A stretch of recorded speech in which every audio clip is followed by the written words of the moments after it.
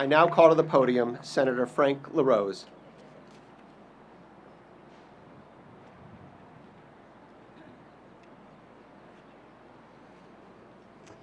Thank you, Mr. Heller. Every young Ohioan should be as blessed as I was. I had a mentor named Bill Miller. Mr. Miller was the leader of my Boy Scout troop when I was a young man, Boy Scout Troop 380 in Fairlawn, Ohio. And whether it was in the church basement where our troop met, or on a mountaintop, or at a campsite in Camp Manitowoc in the Cuyahoga Valley, he was there to offer the kind of mentorship, friendship, and maybe every now and then a well-deserved rebuke when it was earned. And because of that, Mr. Miller has hundreds of grandsons. I count myself lucky to be one of them. Mr. Miller is not only my personal hero and mentor, Mr. Miller is an American hero. And I'd ask you to take a moment to read the bio that's printed in the program. I'm going to choose to speak from the heart, however. Mr. Miller was a student at the University of Akron the day the Japanese bombed Pearl Harbor. He gathered his fraternity brothers and went down to the military recruiting center in downtown Akron. As the story goes, they had to wait hours in a line that wrapped around the block. Mr. Miller enlisted in the Army, went to basic training, went to parachute training, and shortly thereafter was on his way to the European Theater of Operations in World War II. Mr. Miller moved up because the men in his unit respected him and was commissioned and became a leader in his platoon. He landed with the Normandy invasion, fought beside General Patton, and liberated a concentration camp.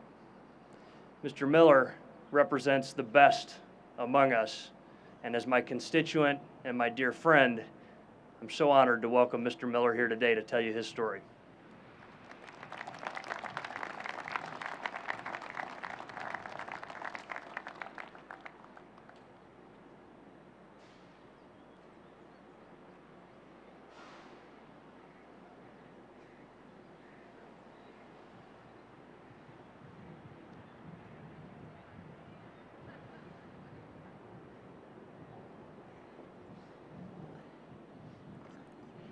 I don't know how you followed the lady we just heard.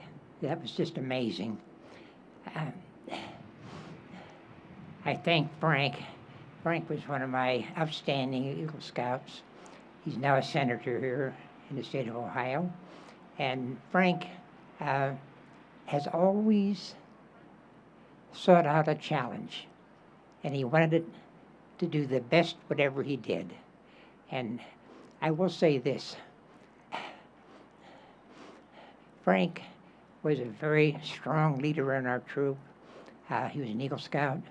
But one thing I would like to say about him was that I nicknamed him the Governor. Now, that may be a prediction of the future, so I hope it is. So, anyway, what am I here to tell you about? You've read in the program a review pretty much of my military history, and Frank covered it pretty well. I did have an opportunity, though, to land, first of all, as in basic training, the second week in basic training, I was called in to the orderly room, and I had no idea why, but in those days, most of the key sergeants were regular Army and had 12, 15, 20 years of service. And the old sergeant says to me, "Are you an Eagle Scout?" I said, "Well, yes." And he says, "Well, are you enlisted?" I said, "Yes." You're not a draftee." "No." And he said, "You're a squad leader." So he says, as a squad leader, you're going to be in charge of a squad of 8 men, and it's your job to see they're in proper formation, proper dress, and take care of them. If they're ill, you have to report that, and so on. And something I learned from that, number one, I didn't realize it at the time, but I was given favored duties, like guard duty and kitchen police, things like that. the other fellows all got these nasty, hard work. And these old sergeants favored me because I was an enlisted man. And I was held over after when I completed my basic training, and I was made a weapons instructor. And meanwhile, I found out later that the majority of the men that wound up from my basic training wound up in North Africa casino, 80% casualties. So I probably wouldn't even been here if some old sergeant hadn't looked out for me. And eventually I was accepted for OCS and graduated at OCS at Fort Benning. And from then on, I went, as Frank said, I went to parachute school and all that. But I landed on D-Day on Utah Beach. And from there, I was a platoon leader, and I had 40 men I was responsible for. And we worked our way across Normandy, the hedgerow fighting and all that, Battle of the Bulge. Then we joined Patton for the drive to Bastogne, the drive across the Rhine, through the Siegfried Line. And some of you have not been to Germany, but there's a major highway running east and west straight across Germany, just like the Ohio Turnpike. And the infantry's job is to seize and hold ground, but when you're working with the tankers, you ride on the back of the tanks and get fired on. There's a phone in the back of a Sherman tank. You can talk to the tank commander and tell him enemy fire at say 600 yards, 2 o'clock. You better get off, and because then the job of the infantry then is clean up the mess. Well, as we're going across the Autobahn, just south of Berlin, a place called near Gotha, there's a just open farmland, and about a quarter to a half a mile off the highway was a large building complex. And they said, Miller, get down there and find out what that is. So I took a tank and my platoon, and we got down there. There's a high stone wall all around these buildings. And it had a wooden gate, but it was a flush gate. It was padlocked, and it had, so I had the tanker knock it down. When it fell, we were in a concentration camp. The guards had fled, but it was the most horrible thing I think I've ever seen. Bodies everywhere. This had been a military school, and the quadrangle was a parade ground, and there were bodies everywhere. The guards had machine gunned and killed all the people, except when we got there, they were piled up like cordwood. They were scattered everywhere, and we were trying to do our best. We found that many of them were not dead. Their hands were moving, they were moaning. It was really a terrible thing. My men tried to do the best we could with 40 men. We stopped counting at 800 people, and I know there are probably that many more. And we finally did get some help. We radioed back for the medics, and they came up. But as we checked out this had been a military school, and what we found were the gas chambers. Then we found the ovens. There were still bodies in the ovens. And there had bins with the clothing in them, men's clothing, women's clothing, shoes, dental supply, things like that, hanks of hair. But also around the circumference of this courtyard was a balcony with a railing, and there were small office buildings or offices adjacent to it. And we went to check those out. The rooms all had a desk and a lamp, and the lampshades were all human parchment, skin. You could see the nipples on it, and things like that. So when somebody tells you that the Holocaust didn't happen, you over here know from family what happened, and I inadequately stress to you, I have seen these things, and I want you to keep in mind when you hear somebody says this didn't really happen. It did happen, and I I'm grateful for the opportunity to tell you my story, and I hope you will relay that story to some of your friends. The young people today know nothing about history, and it's important that what the Holocaust Society is doing today is spreading that word. So thank you for your opportunity to speak, and I appreciate being here. Thank you.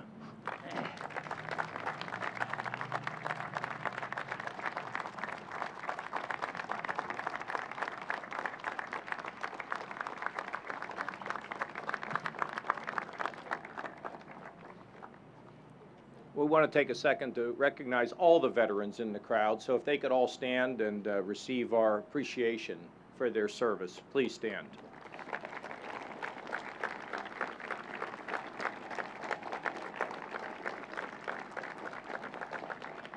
Well, the first thing is that I want to, just for a second, I don't know whether any of her relatives are here, but Joyce Keller, you know, she'll always be kind of hanging around this memorial because she wouldn't take no for an answer. She's a great lady. I ended up developing a very deep friendship with her. She was also very close to Steve George, who's I don't know, jumped over how many hurdles in order to get this memorial done. I do want to thank the House and the Senate. This is really remarkable. And I just walked out here the other day just to look at the inscriptions, and it is not unusual to be driving up the street or walking through the complex here to see people standing here looking at this. So for those who have not read it, you need to read it. And I see my good friend Vic Goodman is here, the father of David. David, you're a great guy, but never be as great as your dad, you know that. But we came here, Vic and I came here. It was almost like Mordecai sitting at the gate, those who know their scripture. But Mordecai was sitting outside the governor's, my office, and he wouldn't leave. I didn't know he was there, but he sat for a very long time, and I walked out, and he said, how about taking me over to the memorial? And it was before it had been unveiled, and we had a tarpaulin over the cover of it waiting for Daniel Liebskin to get here and run our ceremony over at the Ohio Theater.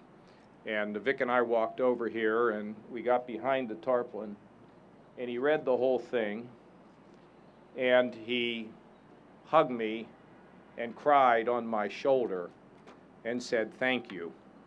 That was a great moment, Vic, one I will never forget as long as I live. And that's what this means to so many people. And it will never go away. This is going to be here as long as Ohio, as long as this building stands, this memorial will be here to send a message to people, an important message to people about history, and an important message in terms of their responsibility. Now, Fran, you have a remarkable story. Are you close to your sister? Do you guys still get together? Remarkable. And it took a lot of courage for you to get through what you experienced. You know, we all sit here and we think about what it must have been like for one night for your daddy, to be taken in his pajamas and slippers in the dead of night by a bunch of people who you didn't know. And then to realize one day he was never coming back. And then your mother having the courage to move you around and to hide you and to figure out how you could all survive. Great mom, huh? Incredible mom with great courage. The colonel's just a regular old guy. I mean, he's not, you know, he's not some famous guy. He's a regular old guy. A regular old guy who did his duty. See, we don't have to have statues built. We don't have to be sung about in songs. We don't have to be written in a history book to be a great guy, do we, Colonel? The Colonel was just doing his job. And he probably doesn't tell this story very often, but we're glad you told it today. I have a couple names of some folks. We've heard of these guys. Raoul Wallenberg. saved tens of thousands of Hungarian Jews, he issued protective passports. Now, he's famous, but I bet at the time no one knew who Raoul Wallenberg was. How about Oskar Schindler? I mean, if you have never seen the movie Schindler's List, you're missing out on life. This guy he saved 1,200 Jews by employing them in his factories. And I remember the scene from the movie when he would say, when are they going to stop coming? But he always figured out a way to employ them and to argue with the Nazis. We know about Wallenberg and Schindler, but we don't know much about Suzanne Spaak. She was the wealthy daughter of a famous Belgian banker. She became involved with resistance, smuggled over 60 children to safety, sheltering some of them in her home, arrested by the Gestapo, executed less than 1 week before the liberation of Paris. Suzanne Spaak. We remember her today. Cecilia Lutz in the Netherlands. She started a small school for children with learning disabilities near one of the intern camps. She started taking in Jewish children in 1942, disguising them as her students. The list could go on and on. I can yank them out. I've written about one of them. Point I'm trying to make is these were not anything other than us, who at some point in time had enough courage to live a life bigger than themselves. You know, I traveled, as you all know, all across this great nation. And my message that I think was more important than anything else, including the dollars and cents, was the message that all of us need to live a life a little bit bigger than ourselves. That the good Lord, regardless of what religion you're in, I happen to believe, creates us for a purpose. And the purpose is to be a center of healing, be a center of justice, be a center of thinking about somebody else, maybe not all the time, but as often as we can, as the way we think about the ones we love. Our job is to lift, to heal, to bring together. So this memorial just doesn't happen to be located across from this building. You see, they go in there and they do their jobs. And many times, the stupidity of politics could get in the way of their doing their job. And they're afraid of this or afraid of that or afraid that something might not happen.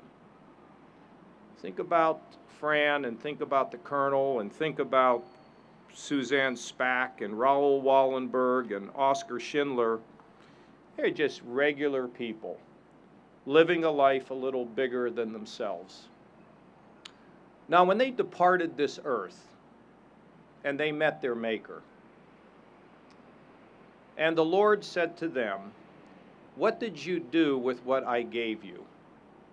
Is there any doubt the size of the crown that Suzanne Spaak or Raoul Wallenberg or Oskar Schindler or Cecilia Lutz, any doubt about the size and the glory of their crown? Not in my mind. But you know, it's not too late for any of us. We don't know when tomorrow comes, but we know about today. And so the question for all of us is, what are we going to do to lead a life a little bigger than ourselves? No one's looking for sainthood. I will declare myself the most flawed person standing at this ceremony today. But within the next hour, I can get another chance. And if I should live till tomorrow, I have a whole nother day. And I think that's what life is all about, isn't it, Colonel? Doing what you can to make this world a little bit better. And sometimes people think that somebody's going to come riding up this street on a white Charger to solve all the problems and all the frustrations and to bring justice. They're not coming. There's nobody coming.